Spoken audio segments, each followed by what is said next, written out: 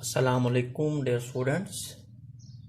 हमने 13th chapter शुरू किया हुआ है और इससे पहले लेक्चर के अंदर हमने इंट्रोडक्शन लिया कि what is gaseous exchange and what is respiration, how many types of respiration are there, जिसमें हमने मज़ीद ये भी देखा कि एक रेस्पिरेशन ऑर्गेनिज्मिक लेवल की रेस्पिरेशन होती है और एक रेस्पिरेशन ऐसी है जिसको हम गैसियस एक्सचेंज कहते हैं, यानी organismic respiration.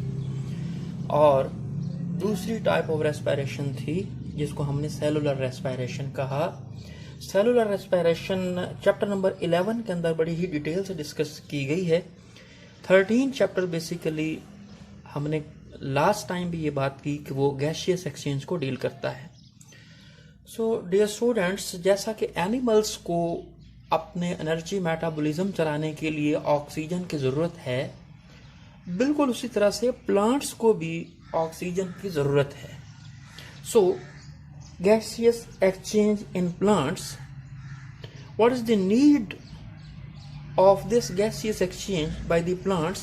Actually, this gaseous exchange is needed for the formation of energy, and why this energy is formed for the respiration, या आप यूं कह लें कि रेस्पिरेशन वो प्रोसेस है जिसके अंदर एनर्जी ने बनना होता है, जैसा कि हम एटीपी के बनने का मैकेनिज्म चैप्टर नंबर 11 के अंदर डिस्कस कर चुके हैं।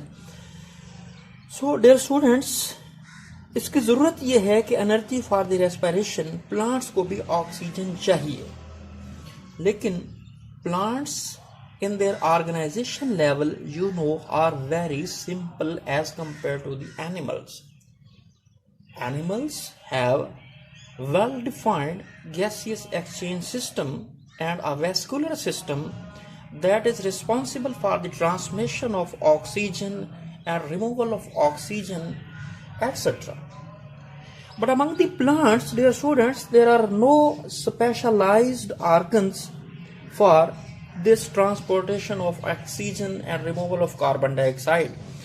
यानी कि एनिमल्स बहुत ज़्यादा कम्प्लेक्स हैं, उनके अंदर एक ब्लड सर्कुलेटरी सिस्टम मौजूद है जो कि ट्रांसपोर्टेशन ऑफ ऑक्सीजन के अंदर या कार्बन डाइऑक्साइड के रिमूवल में अपना रोल परफॉर्म करता है, जबकि स्टूडेंट्स प्लांट के अंदर कोई स्पेशलाइज ऑर्गन मौजूद नहीं है।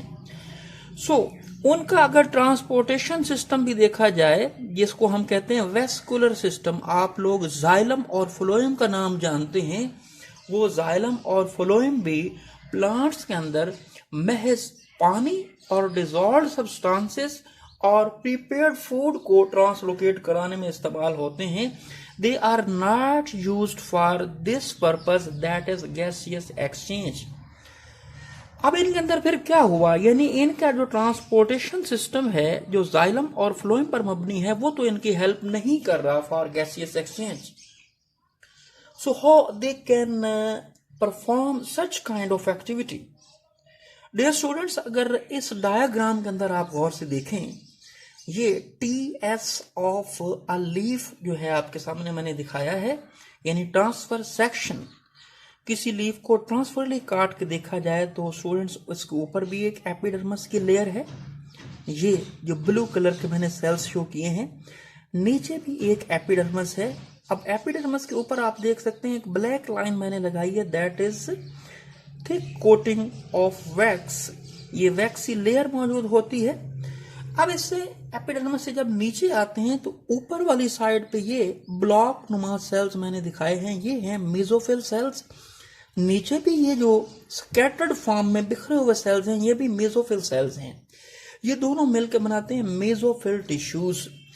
But the difference in these and these tissue is that the upper mesophyll cells are without air spaces, लेकिन लोअर एपिडर्मस के ऊपर पाई जाने वाली मेसोफिल टिश्यूज में एयर स्पेसेस मौजूद हैं, और एयर स्पेसेस ये जो सेल्स के दरमियान ये खाली जगहें हैं। अब नीचे वाले स्टोमेटा के अंदर मैंने आपको एक जनरल डायग्राम के तौर पर एक स्टोमेटा शो किया है। डियर स्टूडेंट्स, आप जानते हैं कि stomata are the sites for gaseous exchange, यहाँ से ऑक्सीजन एंटर होती है ऑक्सीजन एंटर होकर और कार्बन डाइऑक्साइड अगर रिलीज होना होती है तो यहीं से बाहर रिलीज होती है। जब फोटोसिंथेसिस का प्रोसेस देखेंगे तो तब कार्बन डाइऑक्साइड यहां से एंटर हो रही होती है। हम फिलहाल गैसियस एक्सचेंज की बात कर रहे हैं, हम फिलहाल फोटोसिंथेसिस का प्रोसेस डिस्कस नहीं कर रहे। ऊपर वाले ये मेसोफिल टिश्यूज मैं बताता जाऊं, चूंकि फिलहाल इस टॉपिक में आपके कोर्स में नहीं लिखा हुआ, ये कहलाती है पैलिसैड मेसोफिल टिश्यूज। जबकि ये नीचे वाली होती हैं, इनके अंदर चूंकि एयर स्पेसेस हैं, इनको स्पॉन्जी मेसोफिल टिश्यूज कहा जाता है। ऊपर वाली हूं या ये नीचे वाली हूं, दोनों को हम मेसोफिल टिश्यूज का नाम देते हैं। Actually this diagram indicates what are the sites of gaseous exchange among the plants. Dear students, जो मेसोफिल सेल्स हैं यानी कि फोटोसिंथेसाइजिंग सेल्स, असल ये मेसोफिल सेल्स ही वो सेल्स हैं जिनके अंदर क्लोरोप्लास्ट वगैरह होता है और ये फोटोसिंथेसिस के अंदर इन्वॉल्व हैं। इनके अंदर मैंने आपको बताया they have air spaces, these air spaces are involve in gaseous exchange. अब गैसियस एक्सचेंज में ये एयर स्पेसेस जो हैं वो इन्वॉल्व हैं, लेकिन उनको आने और जाने का रास्ता कौन सा है? डियर स्टूडेंट्स, वो साइट्स जो हैं वो हैं स्टोमेटा। स्टोमेटा गॉड सेल से बने होते हैं, बीन शेप सेल्स होते हैं और इनके दरमियान एक ओपनिंग होती है, that is stomatal opening. Overall ये सारा का सारा स्टोमेटा है और ये वो जगह है, ये वो साइट है जहां से गैसियस एक्सचेंज होती है। So these sites, I mean these stomatas are present, are located in the leaves and young stems. जो लीव्स हैं जाहिर है उनके लोअर एपिडर्मिस के ऊपर बहुत ज्यादा होते हैं, अगर हम टर्स्टियल प्लांट की बात करें अपर में भी हो सकते हैं, और यंग स्टेम्स जो अभी न्यू स्टेम्स होती हैं उनके अंदर भी ये स्टोमेटा मौजूद होते हैं। लेकिन जो स्टेम्स देयर स्टूडेंट्स ओल्ड हो जाती हैं उनके ऊपर आपने देखा होगा कि बड़ी थिक किस्म की बार्क की लेयर बन जाती है, यानी एक छाल बन जाती है, उसके अंदर फिर आ जाते हैं कॉर्क टिश्यूज, और कॉर्क टिश्यूज में सेल्स होते हैं lenticels. These lenticels are responsible for the older stems, while the stomata are present among leaves and young stems. यानी स्टोमेटा गैसियस एक्सचेंज की साइट्स हैं लीव्स के अंदर, यंग स्टेम्स के अंदर, और अगर किसी ओल्ड स्टेम की हम बात करें तो स्टूडेंट्स उसके अंदर मौजूद होते हैं लेंटी सेल्स, उसकी कॉर्क टिश्यूज के अंदर। Now, how land plants obtain their oxygen? Land plants can obtain their oxygen directly from the air.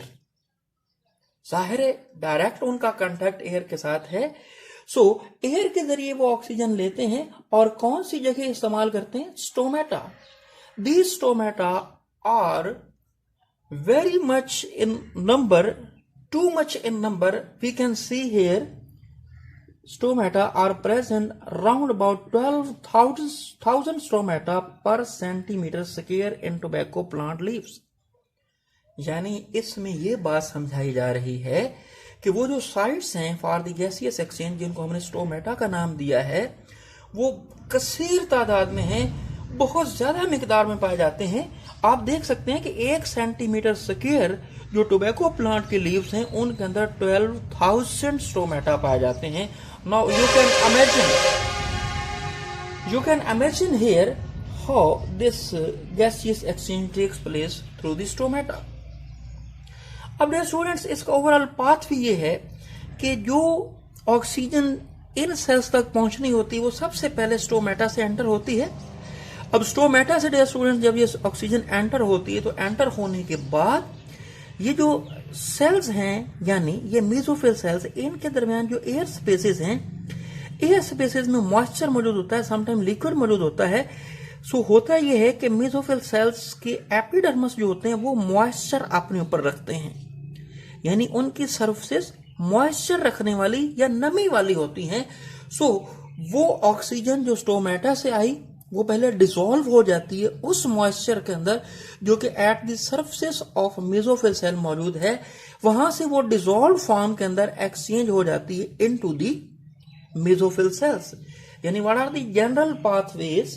Pathways ये हैं डियर स्टूडेंट्स, स्टोमेटा जो हैं उनके जरिए वो गैस जो है यानी oxygen that comes into the intracellular spaces, intracellular spaces जो हैं उनके अंदर आ जाएंगे ऑक्सीजन कंटेंट्स, और उसके बाद वो इंट्रासेलुलर स्पेसेस इतनी ज्यादा है अगर देखा जाए तो वो 40% of total volume of leaf है।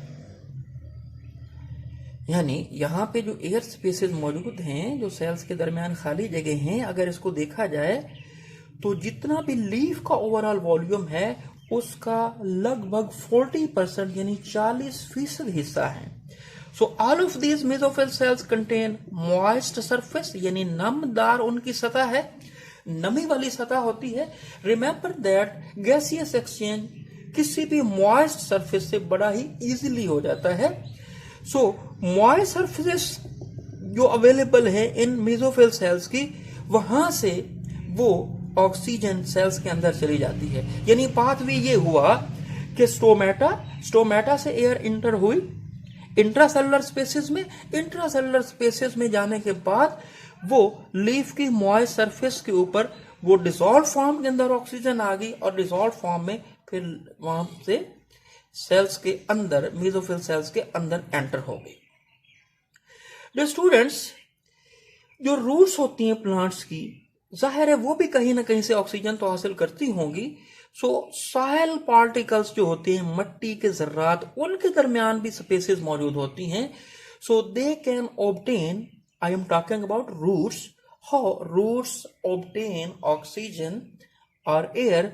Roots can obtain air that is present in between soil particles। जो मट्टी के जर्रात होते हैं डियर स्टूडेंट, जाहिर है वो बड़े कंपैक्टली नहीं मिले होते। अगर गौर करें तो उनके अंदर एयर स्पेसेस मौजूद होती हैं। वो जो स्पेसेस हैं, उन स्पेसेस में जो एंट्रैप्ड एयर होती है, वहां से रूट्स जो हैं वो हासिल करती हैं oxygen.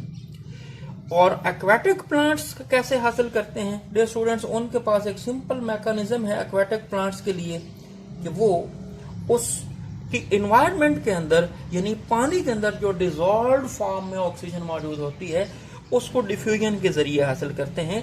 So aquatic plants obtain oxygen by simple diffusion from the dissolved oxygen that is present in the water, and this water is present in their environment. यानी अगर सादा अल्फाज में बात की जाए तो जो एक्वेटिक प्लांट्स हैं डियर स्टूडेंट्स, एक्वेटिक प्लांट्स अपने ही रूट्स के जरिए या स्टेम्स के जरिए या लीव्स के जरिए जो उनके इर्द गिर्द पानी है उसमें हल हुई जो ऑक्सीजन है, that is called dissolved oxygen, उसको डिफ्यूजन के जरिए ऑब्टेन करते हैं। क्योंकि जाहिर है वो पानी के अंदर हैं तो उनका मीडियम पानी है, so they can obtain oxygen by diffusion from the dissolved oxygen that is present in the surrounding water. So dear student, this is a flow sheet diagram, and this is summary of how gaseous exchange takes place among plants. इसके बाद इसी का सब topic हमने further discuss करना है, that is photo respiration and it's consequences. वो हम इंशाल्लाह आने वाले लेक्चर के अंदर डिस्कस करेंगे। फोटो रेस्पायरेशन के साथ मिलते हैं नेक्स्ट लेक्चर के अंदर। तब तक के लिए डॉक्टर मोहम्मद हनीफ को इजाजत दीजिए। अल्लाह आपका हामी नासिर हो। अल्लाह हाफिज।